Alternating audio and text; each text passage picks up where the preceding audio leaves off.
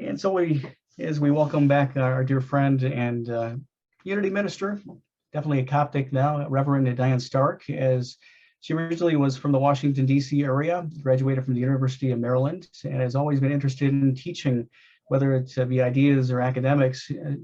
She grew up as a preacher's kid, her mother having a Unity church for 20 years in the D.C. area. And she was ordained in 2006 as well by Unity Worldwide Ministries, and has been the leader of the Unity Church in Muskegon for the past 9 years, which last gathering that I was a part of, she was talking about moving it to new locations. So hopefully she can share some new insights on that tonight as well. Her vision for the future is a world of cooperation among all nations and stewardship of the earth that is balanced and holistic, and much healing is needed at this time. So she definitely is a bright light to share a nice message tonight. Good topic, should offer a lot of questions at the conclusion. How many mysteries are there is her topic. Oh, that was wonderful.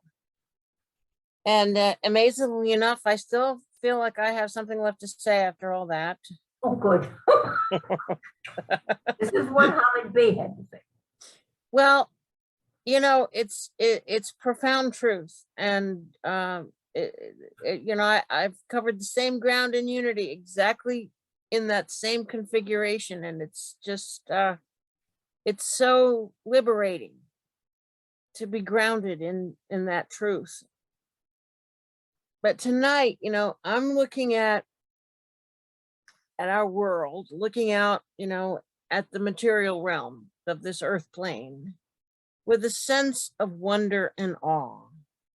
And my talk is more of a poetic treatment than it is a metaphysical or even philosophical or maybe even spiritual. But yet, when you go into a poetic and an attitude of wonder, it takes you there. It's a portal to spiritual experience, I feel. Would you agree?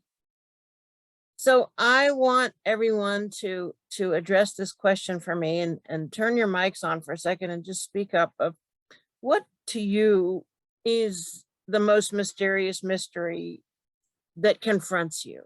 I've been asking everybody this for a few weeks since I've been creating this talk, and I've collected a lot of answers, and I'd just like to see what you have to say. What is the greatest mystery to you? Anybody? Who is God, or what is God?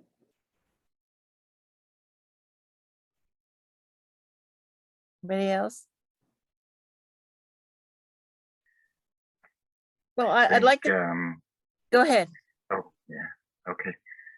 I would say just coming to terms with who I am and moving forward, and that's been a challenge for me.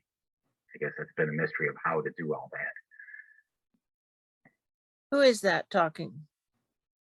Oh, it's Chuck. Chuck. Okay, there. I didn't see your face. Beautiful. Yeah.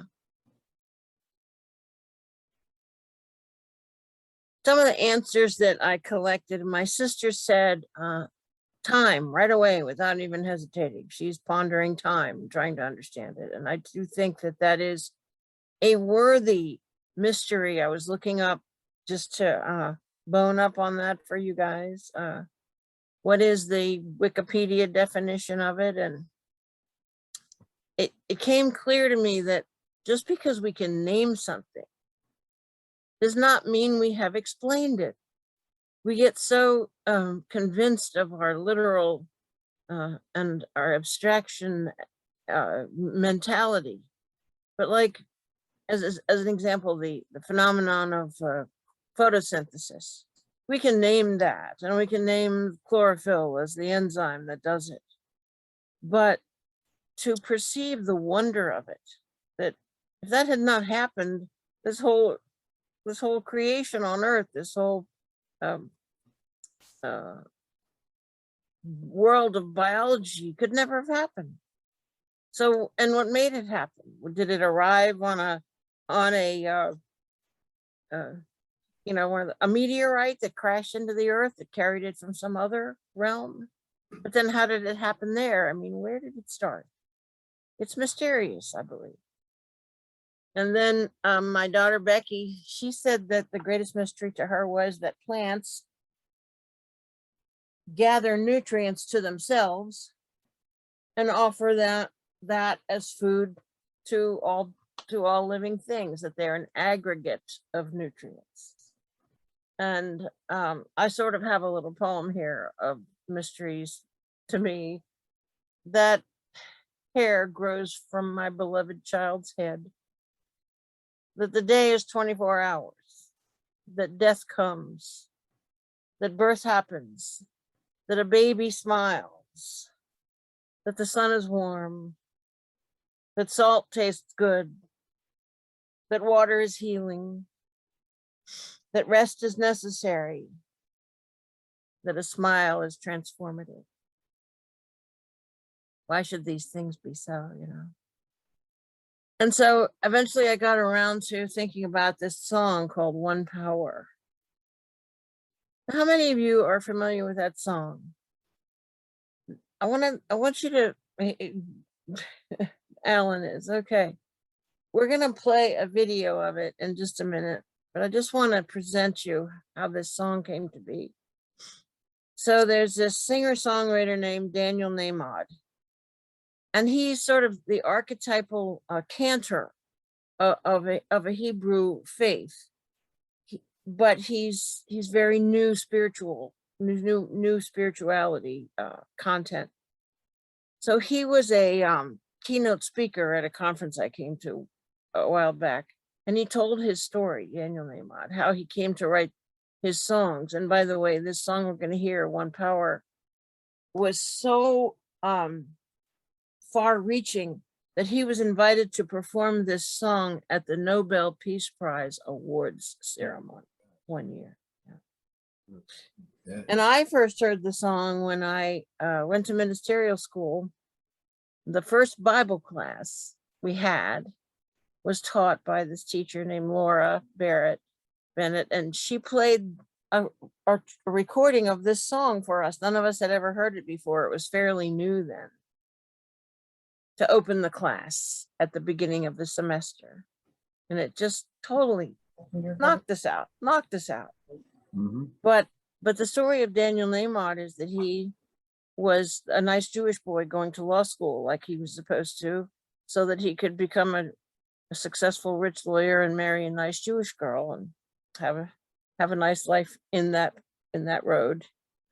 And in the second year of law school, he just stepped back and he said, this is not me. This is not what I want to do with my life. And so he dropped out of law school, announced he was gay, and started writing songs and recording them and producing the CDs and distributing them, marketing them, all a one-man operation. And it reached far into the metaphysical movement, the New Thought movement. I saw him perform at many different places that I've been throughout the country. And but this one song, One Power, is kind of his signature song. And the track that I have selected is not sung by him. You know, you can hear it on YouTube, several different versions that he performs. But this one is a new one, and it's performed by a young girl. And I think what stands out about this whole phenomenon is that, you know, it's not commercial. It's not done to make money. These people didn't come up and crank up hit songs so that they could become popular rock stars and rich and famous, but to give voice to a deep feeling that they had. And so with that, I would like Alan to play this track, One Power, sung by a girl whose name is not on the credits. I can't find her name anywhere. She's just a lovely young woman. And after that, I'm going to actually recite the song. So if you miss any of the words, don't worry, I'm going to review it. Okay, go ahead. Aha, thank you so much. Thank you. Now, I'm just going to recite it because I sort of got attached to reciting it because I didn't know I was going to be able to have the music. And it just feels so good to just hear these words very clearly. There's one power, invisible, and you see it everywhere and every day. One power indescribable, and you speak of it with every word you say. Mysterious until you know the truth, as simple as the love inside of you. Call it God, call it Spirit, call it Jesus, call it Lord. Call it Buddha, Baha'u'llah, angel's wings, or heaven's door. But whatever name you give it, it's all one power, can't you see? Whatever name you give it, it's the very air we breathe. It's the power of the love in you and me. We speak so many languages, different clothing, different colors, different names. But different is only dangerous when we forget that in the heart we're all the same. We'll remember when we close our eyes to see that such distances were never meant to be. Call it God, call it Spirit, call it Jesus, call it Lord, call it Buddha, Baha'u'llah, Ain Hashem, or heaven's door. It's Muhammad, it's your mind, it's your soul, it's your sign, it's the universe, it's music, Mother Earth, or Father Time. But whatever name you give it, it's all one power, can't you see? Whatever name you give it, it's the very air we breathe. It's the power of the love in you and me. It's the moment of creation. It's an everlasting peace. It's the joy of inspiration. It's the sweetness of release. It's the moment of creation. It's the boundlessness of space. It's the beauty of a baby, the serenity of sleep, the anger we abandon, for it's love that's most deep. It's one power. Oh, one power is what we are. It's the power of the love in you and me. Yeah, thank you. Did you feel that? Isn't it just so soul stirring? It's just, so, you know, I came up with a little story that contains a little mystery in it. And it's a story that I actually wrote in an essay. And so I need to read it. Is that okay? Anybody read it? I read it. I thought I had lost this document because our computer crashed and all our documents got lost, but I found an envelope of old papers and it was in there. And it's called the 24-Hour Daycare Center. The reason it belongs in this talk about mysteries is there is a little mystery in this story. And it happened when I was working at a 24-hour daycare center. Okay. So it goes like this. On a rainy Saturday night in April 2002, it felt strange to drive by the state-of-the-art facility where I had worked for a year, which was now abandoned. Stranger still that it stood in the expanse of a parking lot for a huge casino in Kansas City. But not so strange when you think about the fact that it was for the casino workers' children and anybody else who worked night shifts, police, medical staff, hotel workers. I had known that the casino owners had invested in this child care center and were continuing contributors during the time it was in operation, but to no avail. It had closed after less than 3 years. I saw their signs still up, the same as when they were open, as I drove by on my way to the multiplex theater in the casino. As I left after the movie, I was confronted again by the empty, sprawling building that had been for children. I could remember spending late afternoons and evenings, it was my second job, in those play yards with the children who would be gingerly trying the slides and swings, trying to ride bicycles that weren't oiled, wondering if they had any friends there, wondering if the teacher they had this time was nice. And then a forgotten experience burst open in my memory. Ashley, a little girl who was to me so extraordinary and exquisitely beautiful. She didn't talk, but we communicated perfectly. She looked just like her name, ash blonde hair and amazing, huge blue eyes. Ashley was probably just over 1 year old when I knew her. She still drank from a bottle to go to sleep. She still wore diapers, and she could keep up a plaintive cry longer than anyone could refuse her.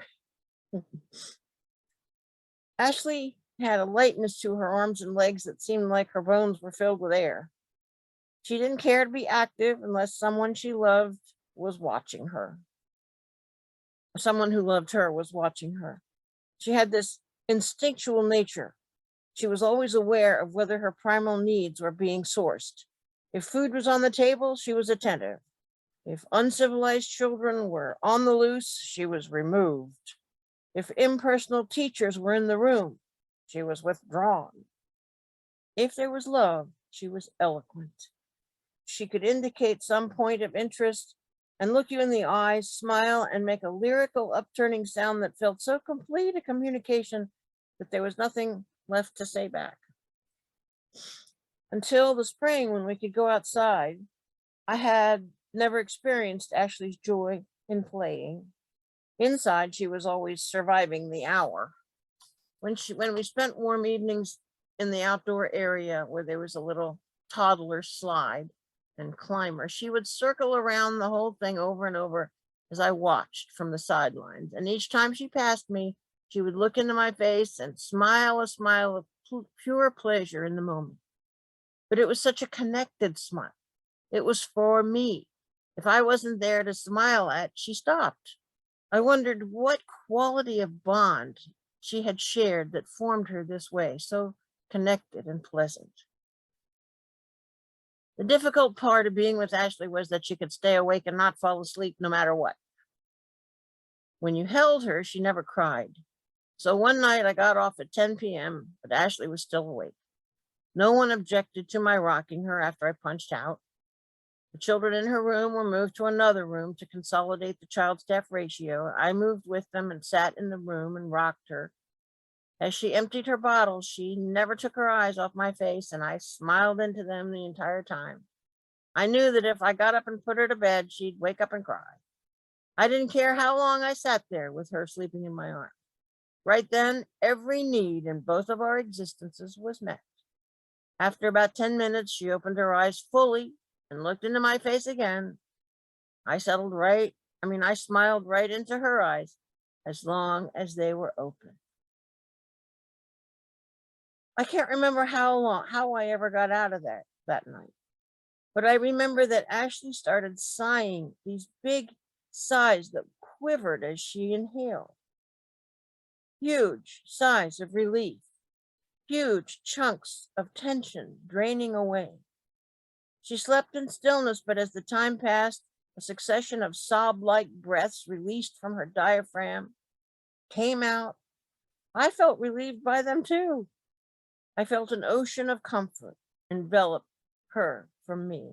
I felt amazement at the way our bodies function so subjectively.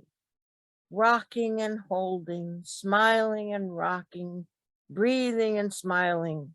We passed several hours. And after that night, Ashley would lie down on a bed and sleep routinely. I say those hours were my pleasure, not service to her. It fulfilled me to complete a mysterious energy pattern in her little system. No money or job description or familial role or addiction or fetish or compulsion or hunger dictated those hours. In freedom, as human beings, we partnered. That's what I love about life.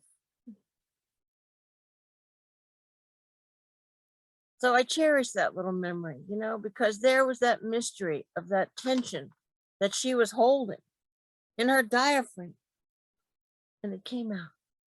And as I experienced it with her, it relieved me too. So I say to you tonight that love is an energy that is different from any other energy.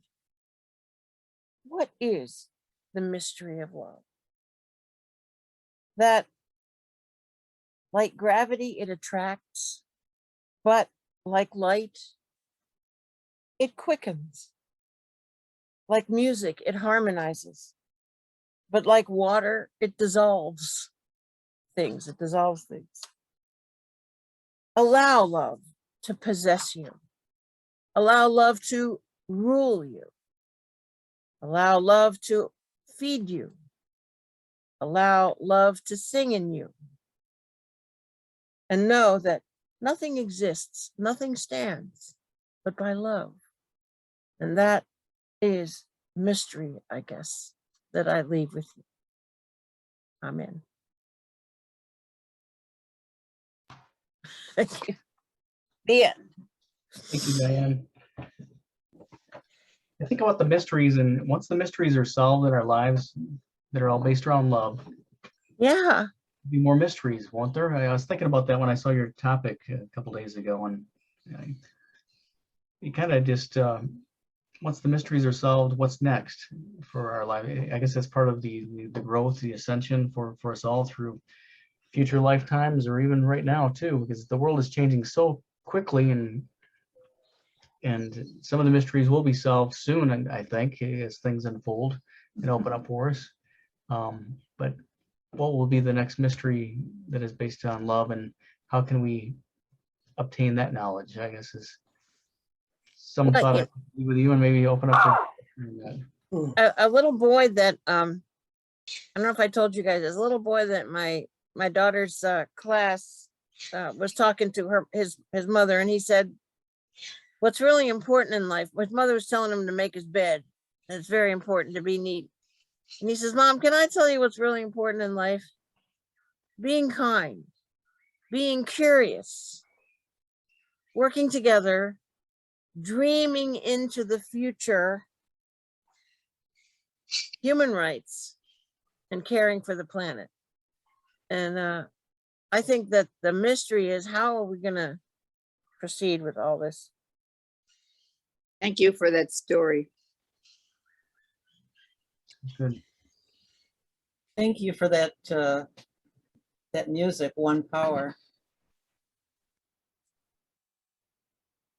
These things, Yeah, I think they feed our souls, these things of mercy and poignance. You know, that's what I say, let love feed you, because you have to dwell on these things, you know, to energize yourself to face life. If we could get that song to be the elevator music everywhere, and people Yeah. would all be focused on that one power, wouldn't that be great? Yeah. You know, I was thinking that if you want to see changes in the world, you have to be the one to start them. You can't wait for someone else to do it. You have to be the change that you want to see. So true. Yeah. mhm.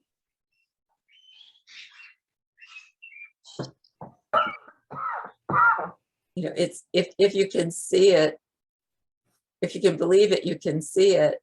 So if we could get everybody in sync with a song like that, you know, if that was the music behind everything, we might see a change.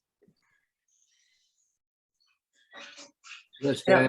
Diane, I thought your presentation was absolutely wonderful. It was multidimensional, Oh, thank you. all different Yes. levels. Mostly it was from the heart, Mhm. and the heart Yes. expands the mind, and the Yeah. mind expands the higher consciousness. And if we have our mind on for the benefit of other people, to tell them how wonderful they are, to help them through any kind of problems, to compliment them as much as we possibly can. We are here to change others and to tell them how wonderful they are and confirm it for them. So thank you for, it was just absolutely phenomenal. Thank you Thank so much. Well, I think also you have to, first of all, believe that you're special, you know, you love yourself. Know that truth and then go out and compliment others. But you have to carry around that confidence, not in a braggadocio way, but that's a truth. Yeah. That song reminds me of the Coca-Cola song. How so? Yeah, we are the world. I'd like to sing the Oh, world. yeah. Song, da, da, da, da, da. Some of this, We are the world. we are the world. Yeah. Mhm. We'd like to teach the world to sing. Yeah, Yeah. very Perfect. emotional. Both songs are very emotional. Mhm. Yeah.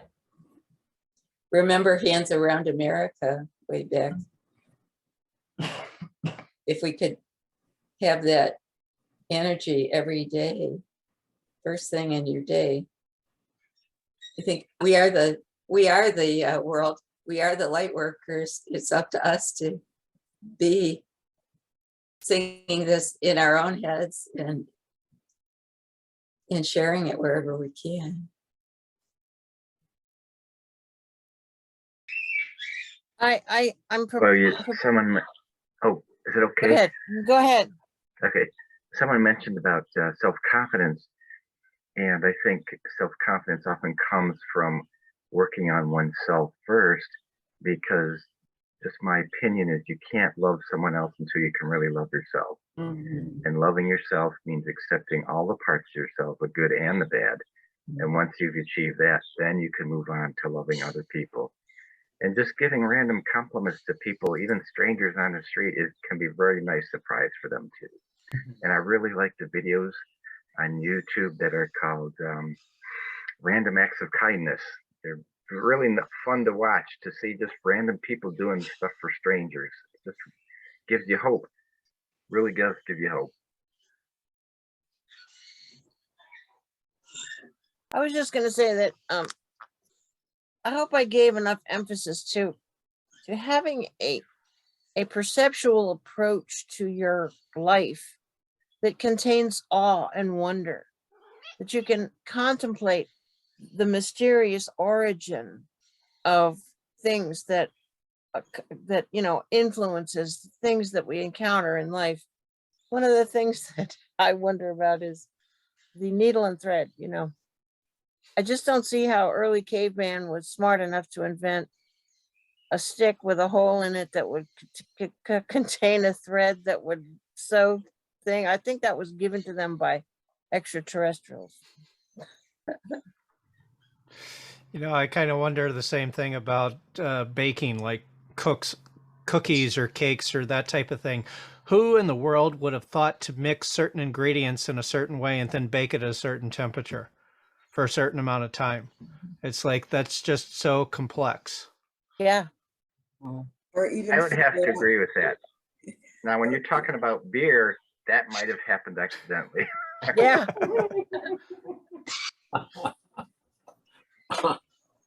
or even figure out what mushrooms are edible and which are not. Well, I guess we can figure out how that happened, but Food idea. But really, yeah. Well, as you here's were how that talking- happened. You got three guys standing around drinking beer, and one guy says, "I dare you to eat that mushroom over there."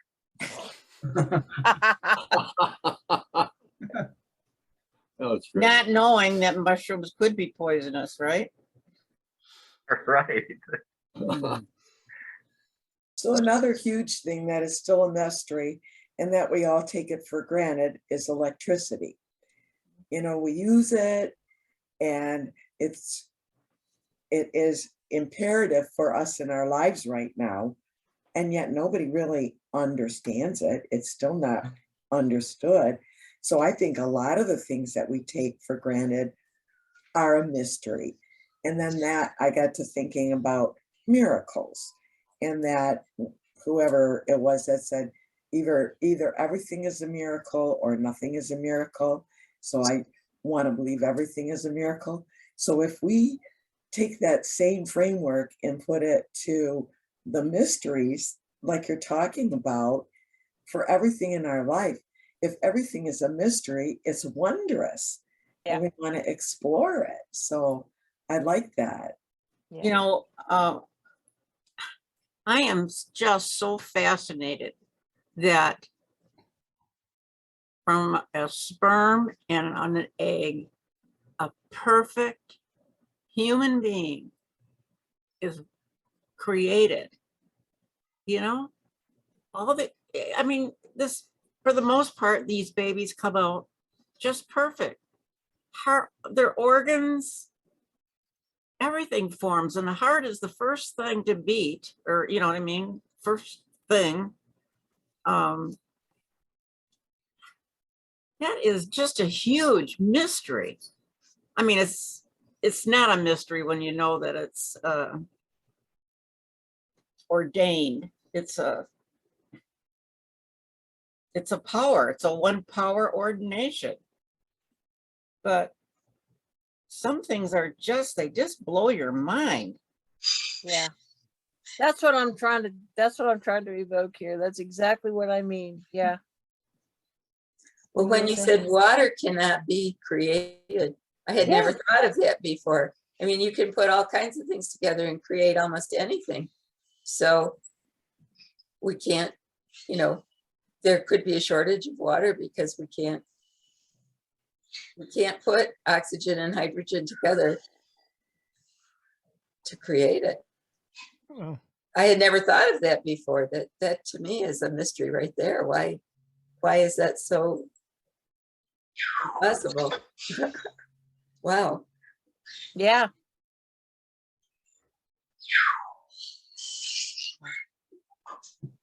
We have a visitor. Bird thinks Ah. so. I'm so glad that my dog didn't have a barking fit tonight. I don't have anywhere to put him.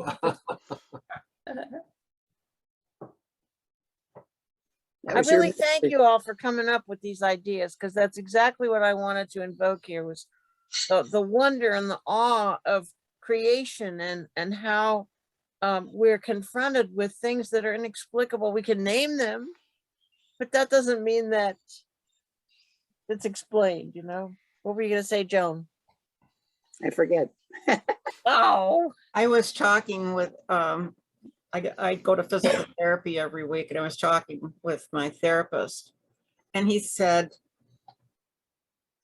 the name, let's, for instance, we were talking philosophically, and God, somebody put the name of God. I mean, it wasn't written on a cloud in the sky, but somebody came up with that name. So we all know it's universal. We all know if you say God, you get a mental picture of God, or, you know, a feeling or a knowing. Who named a tree a tree? Who named a stone a stone? Why didn't we call it an orange? You know?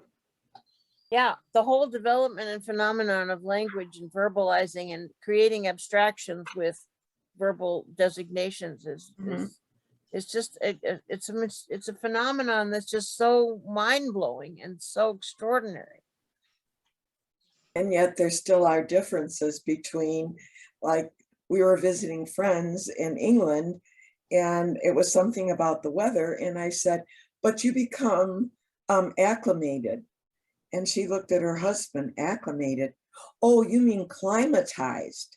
Oh, yeah. Yeah. That was great. I'm remembering, Diane.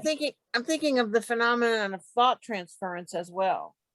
That I think children do that a lot. I can remember playing with groups of kids and knowing what we were all thinking together and not having to talk at a certain age. And I think that that's something we're capable of, but we kind of lose it because we get invested into the verbal. Mm-hmm. Well, you know, it's interesting living in a senior community. A lot of us have a bit of a hesitation sometimes coming up with a word. You know, there's something that you're thinking of, and you can picture it in your mind, but you cannot think of the word. And usually somebody in the group can come up with a word. You know, it's like you're picturing it in your mind, and somebody sees that same thing that you're seeing, and the word comes out when you're with a group. Ah, So we are reading each other's thoughts in some way. yeah. Well, how about the idea of thoughts? Of what? Thoughts, period, you know, Thought, Yeah. oh, thoughts, yeah. how our mind works. Yeah. In dreams. Yeah. Wow. Well, I was actually going to say that at the beginning that that Charles Fillmore, the co-founder of Unity, wrote 2 books on Bible study, and they were called Mysteries of Genesis and Mysteries of John. And the mystery of Genesis was the creation and the dreams of Joseph, you know, that he Mhm, had those dreams that just led his life to a whole new level. mhm. And the mysteries of John were the resurrection, of course, and the appearance of Jesus. And so Yeah, in the book of Revelation. yeah. Lori, Big what history. does the Course in Miracles have to say about any of this? Sorry, I was coughing, so I had to put Okay. myself on mute. Well, first of all, we think of that we go back to, I'm going to go back to the word God. God is just a name, Mhm. and that makes us think of God as separate from ourselves, but that is absolutely not true. We are all part of God. We are all part of love. And I like to use the word love instead of God. Love is all there is. Love is all there is. And that is the solution to all the mystery. There is nothing but love. And there are no bodies.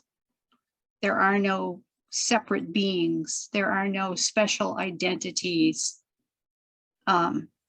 Anyway, that's kind of a quick summary, okay? Mhm. And who named it love?